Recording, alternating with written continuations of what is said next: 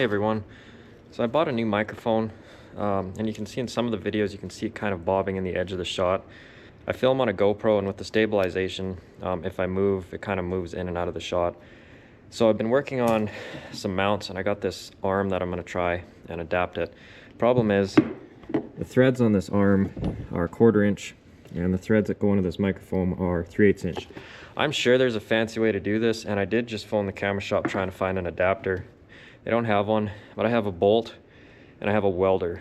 So I'm just going to cut this bolt off and cut these threads off and weld it on there, and then hopefully I can solid mount my microphone, and then it's not a problem anymore. So I got the bolt cut off here. I'm just going to touch it up on the grinder, make it flat. That's really hot.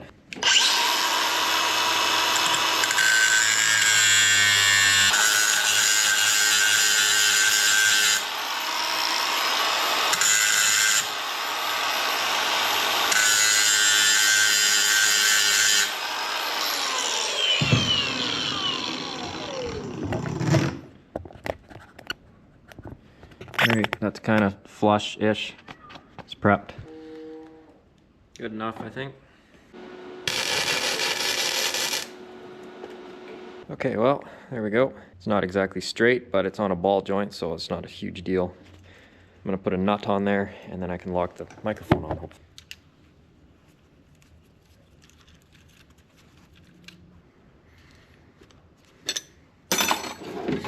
Alright, there we go.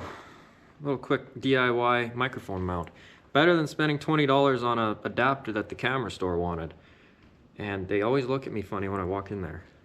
I just heard a gunshot, so my neighbor's either shooting clays again or we're under attack. Hopefully it's the first one. Alright, I'm going to mount this on the camera, and I can't actually show that to you because, well, it's on the camera. Well, the power went off about 5:30 this morning, and it came back on about 9:45. And I don't have a generator to back the farm up. And it really isn't that big of a deal, except the house I live in is brick, and there's no insulation in it, so it gets a little bit cold quickly. The biggest concern is the fans shut off in the barn when there's no power, of course, and it turns into a sauna in there. It starts raining because of the condensation, and obviously the furnaces aren't running to dry things out. It gets pretty touch and go. Power just came back on, so I crack the door when it gets cold. Now the fans are running. Cats are in here. Lights are back on. That could have been a lot worse. It's not like muddy in here, and honestly the lambs are pretty big, so they should be able to handle it.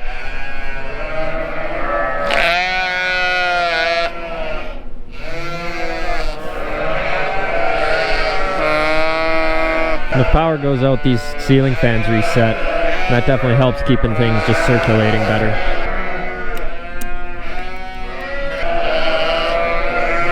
Last year it went out, it was like -40 something, and it got really gnarly in here really fast. Just the air gets so heavy when it's full of sheep. The humidity, the lack of air movement creates a pretty unhealthy environment for them, and obviously it gets super wet too. But thankfully today wasn't too bad.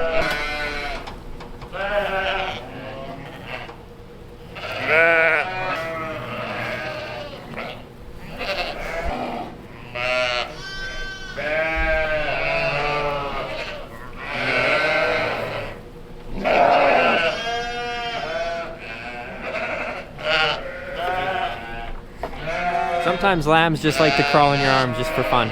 They're big fans of cuddles for sure. You gotta go, buddy. So I was feeding yesterday, and I noticed the motor on my feed cart is not straight. This is not supposed to be here. This is supposed to be lined up with this hole. And I thought it was just a rubber dampener with a bolt through it. Looking at it again, it's a rubber dampener, and they've glued this stud onto it.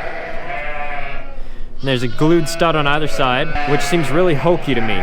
So I thought, well, I'll just replace the bolt and fix it, no problem. No, can't be that simple. So I have to pull the rubber studs off somehow, either figure out a way to like lift the motor off. I think 3 of the 4 are broken, so it's still pivoting on 1. But I'm just gonna try and take 2 of them off, so then it's at least held by 3 bolts, and get it back straight. It's not the most technical system.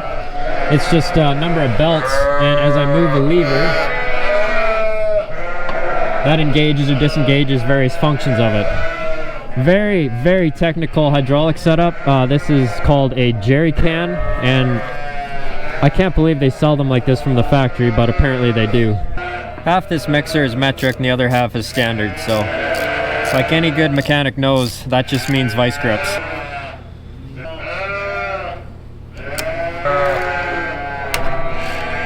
Broke the glue off that one.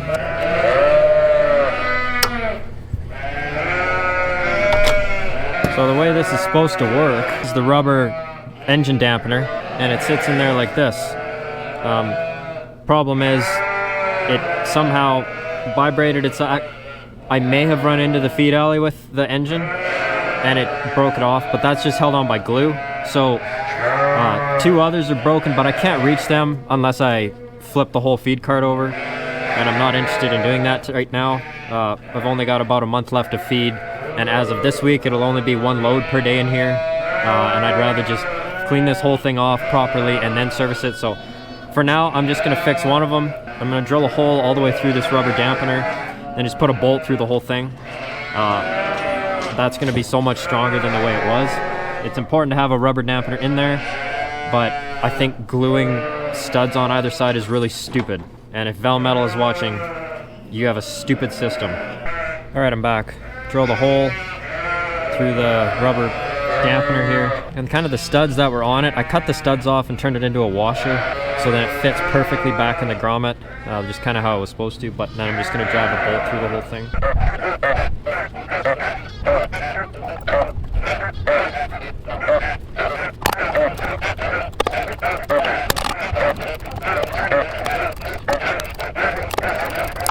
Well, that's back like it should be. The front two are still broken. I don't know how you're supposed to actually service that, because you can't possibly loosen the nuts off, because the way they had it with the studs glued on to the rubber, you can't actually service it, like, because you can't hold the stud from turning, so it just rips off the rubber because it's only glued. I like my bolt system a lot better. So after the season's over here, that'll be a project I'll have. I blow this whole feed cart off. Would you stop? I get this whole feed cart cleaned up, and that's when I go through a bunch of service items on it. Say it again. Say it again. I dare you. Ah! You drive me nuts. Number 28 sheep. It's my most annoying sheep. Same noise all the time, every year. Same tone, same everything. One noise for being happy, one noise for being sad, one noise for being hungry. Most annoying sheep. Her name is affectionately Julia.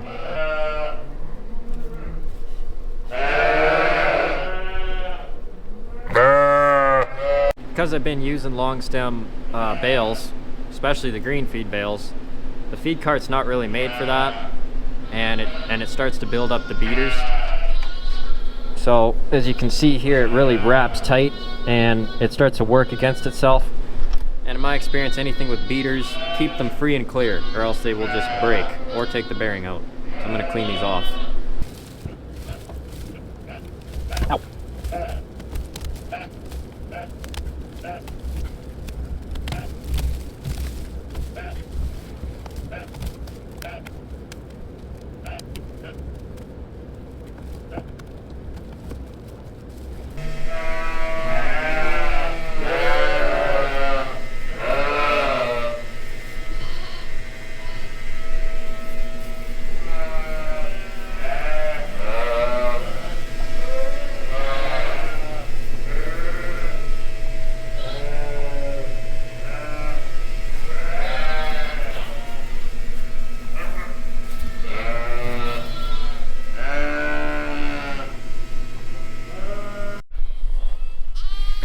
Checking everyone else outside here. It's a beautiful day here. We timed this right with the weather. Hey everyone. All snuggled up in the straw. Look at that.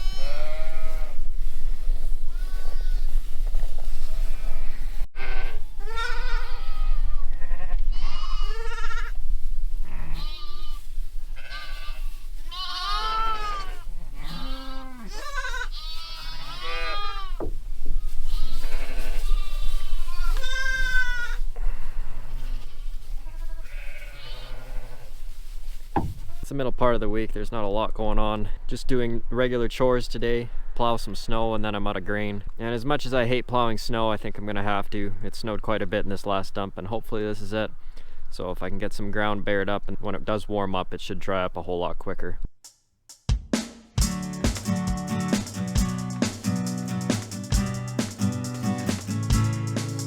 I gave cows a try, but it was kind of a curse. All it ended up doing was draining my purse. And suddenly, it occurred to me, I'm needing sheep. It's the only thing for me. Soft and white and dumb and chill. Bad, they're so easy to kill. I'll be rolling in. Alright, I got the snow plowed. At least I'm done that. Now I'm just gonna set up and grind some grain, and then I still gotta feed tonight.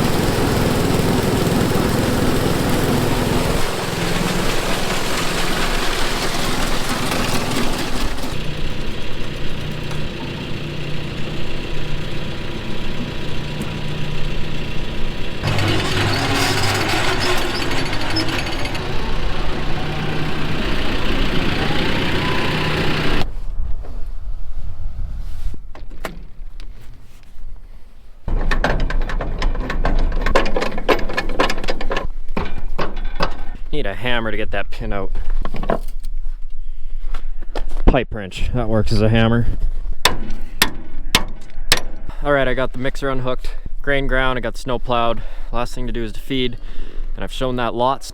It gets a little bit repetitive if I just keep videoing feeding every day. So as I record this, I'm gonna go in tonight and edit my 6th video. But so far as of tonight, all 3 other ones have crossed 200 views. I think that's really cool. So if anyone is still watching these, again, I really appreciate it. I thought I'd get like 20 views from my friends and some family, but apparently there's some other people that find this interesting too. So if there's anything else you guys would like to see, have any questions, please leave them in the comments. If you have mean things to say, say them too, and I'm definitely gonna call you out. But hey, thank you guys for tuning in. It means a lot to me, so we'll see you tomorrow. Oh, it's Friday morning, and I'm supposed to go get more alfalfa because I ran out. The truck won't start, so my pickup's in the shop for the next month, and I know from past experience the tractor will hardly boost this thing, so we're gonna see if the old Camry's got enough juice. Unfortunately, the battery on the Camry's also shot, so we're just gonna run it right off the alternator, I guess.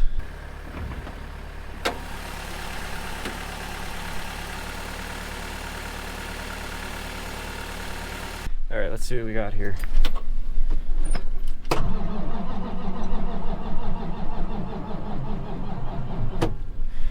Nope.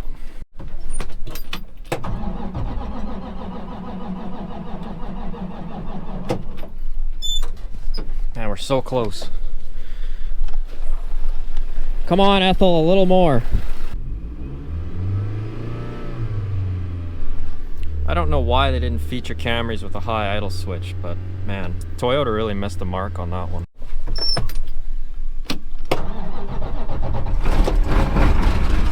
Oh, buddy.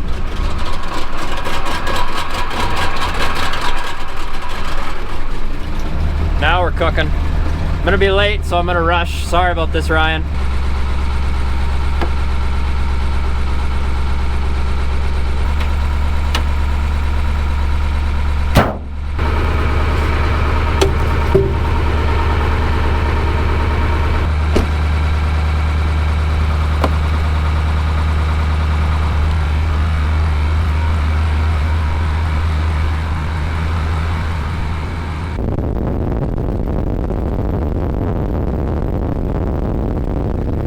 I'm in the field here, and the snow is it's really warm today, so if anyone who's driven a 3-ton or an empty single axle truck knows they're kind of useless from the snow, especially when it's warm. It's just a little bit too slippery.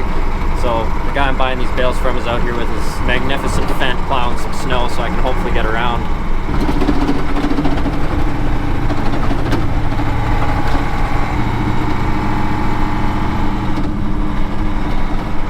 Look at that gorgeous machine.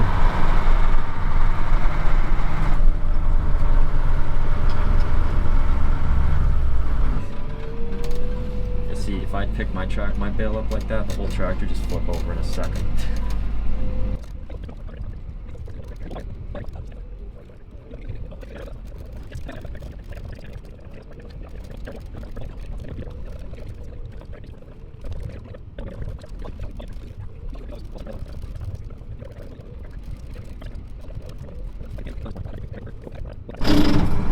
All right, we're loaded up, ready to head out.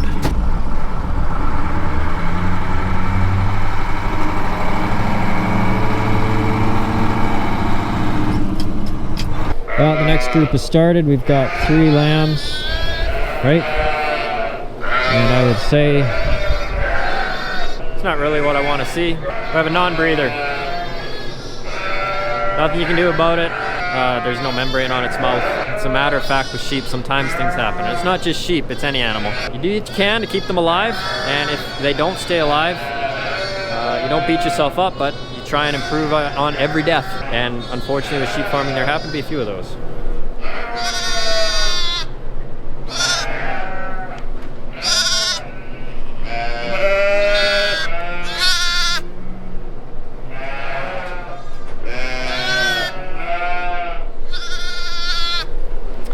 But we have officially started the final group of lambing, which is what I like to see. Hey buddy, you looking for your mom? Let me get you help.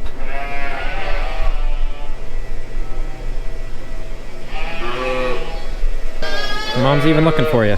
Hey, calm down. It's right there. Right there. That's your lamb. Yeah, say hi. Say hi. Say hi. There we go.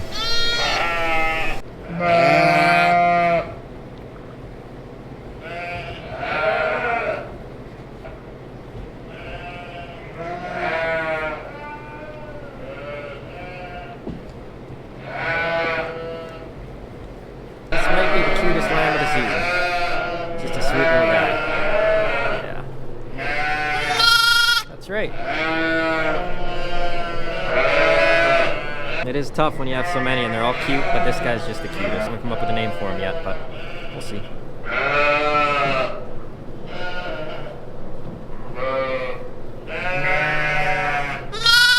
I was wrong. You're a sheep. You're a girl. Should give you a nice girl name like Janice or something. So something that's pretty cool about sheep farming is you just become such a cool and successful person that you could be like this guy. This guy was a sheep farmer.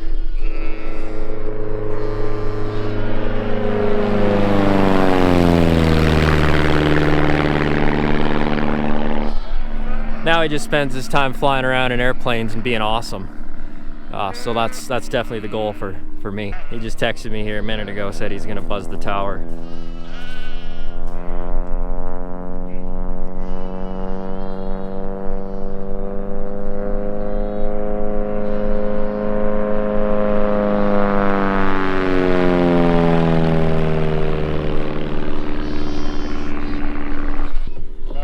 Sure gets the sheep fired up. The sheep, they love aviation too. You can see. They're all excited.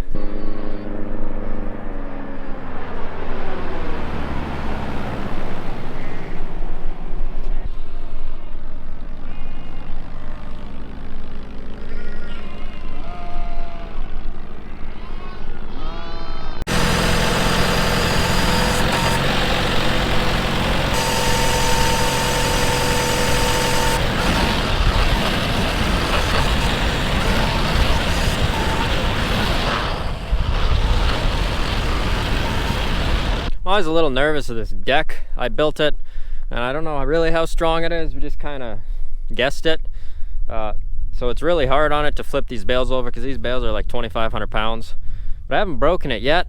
And the guy who loaded me didn't have his clamp today, so he had to poke holes in it with the grapple.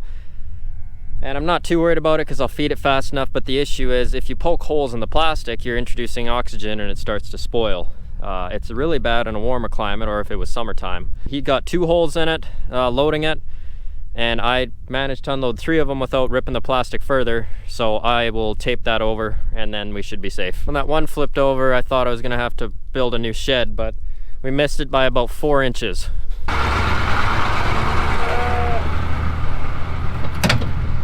At this stage in the nutritional cycle, they're full lactation. We're about, like I say, we're averaging, say, probably 30 days of age. And I think Ritos start producing peak milk at 60. A lot of people wean them at like 45. I'm gonna aim to wean closer to like 90-ish. And so with that, you have to really pour the feed to the mothers. And I just kind of throw the book out on what they should be getting. And I just keep ramping up the ingredients of the ration across the board until they seem to be fulfilled, because at this stage there's such a demand on the ewes to produce milk that they'll pretty much eat anything they possibly can to sustain. And I am quite pleased with the body score on these girls. It's not as perfect as some people are, but economically and nutritionally I'm very happy. Well, things are looked after on all accounts. Grain is ground, yard is clear of snow, lambs are healthy. I think I'm gonna go in and do some office work. Thank you guys very much for watching. Ready? Hey, gotta get down. Hey.